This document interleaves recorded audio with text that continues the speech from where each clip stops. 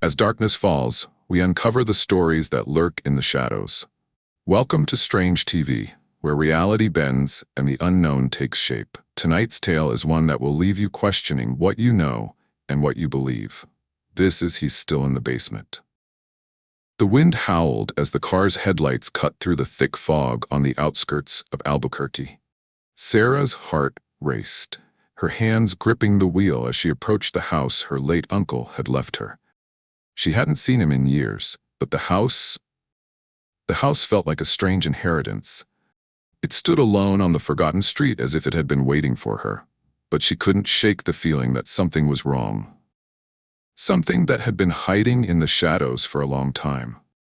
Sarah had just inherited her Uncle Harold's house on the edge of Albuquerque. The house was old, quiet, and stood on a forgotten street. People in town didn't like talking about it. When Sarah walked in, the air felt heavy. There was a strange smell, like mold and old metal. The basement door had 3 strong locks. That seemed strange. They said Harold died of a heart attack. But Sarah felt something was wrong. The house was too quiet.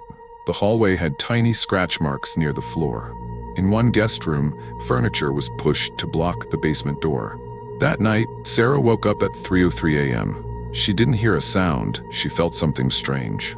Then came the knocks, 3 slow knocks from the basement, quiet but clear. It felt like someone was waiting. The next day, she searched the attic. Behind the insulation, she found a taped-up box. Inside were pictures of a pale boy and a strange creature in the basement. One letter said, "Never open the basement, no matter what you hear."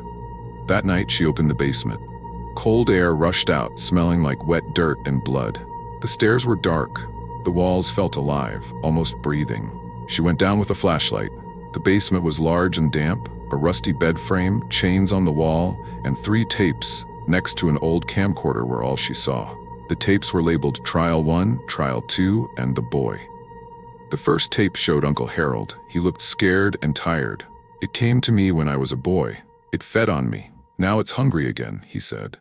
In the background, something moved in the shadows.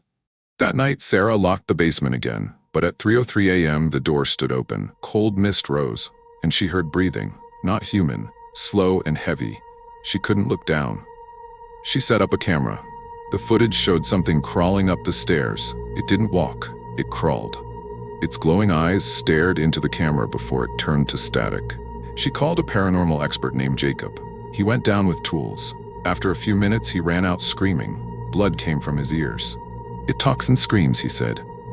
They watched the second tape. Harold was older, offering raw meat to the shadows. "It needs to remember I'm its father," he whispered. The creature moved closer. Harold flinched.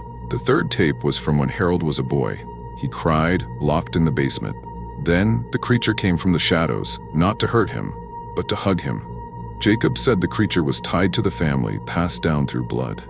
Now it was connected to Sarah. That night she heard whispers, not words, but feelings. Cold, hunger, fear. She tried to leave, but the front door opened to black emptiness. Her phone died. No signal. The house was no longer just a house. It was alive. It had her. She tried to burn the tapes. The fire turned blue. It hissed, "I see you." She found Harold's journal. It talked about a deal. Each generation had to feed the creature. She realized the creature was getting stronger. Her fear was feeding it. Soon, it wouldn't need to stay in the basement. At 3:03 a.m., Sarah went into the basement one last time. She took no light, just Harold's letter. She read it aloud. The breathing stopped. A deep silence followed. The shadows moved. A tall, thin creature with empty eyes stood before her. It held out a hand. She didn't run. She said, "I understand." The door slammed shut. The police came when Sarah disappeared. The house was empty. No tapes, no journal, just the locked basement door. Carved into it were the words, "He's still in the basement." People say you can still hear whispers at night.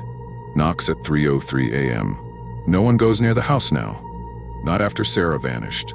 Not after the last voice said, "I'm not Harold and I'm not done." The house remains, still standing on that forgotten street. The whispers still linger in the night air, and the cold knocks still echo in the dark. No one dares to enter now. Sarah's name is spoken only in hushed tones, and the legend of the creature in the basement continues to haunt the town.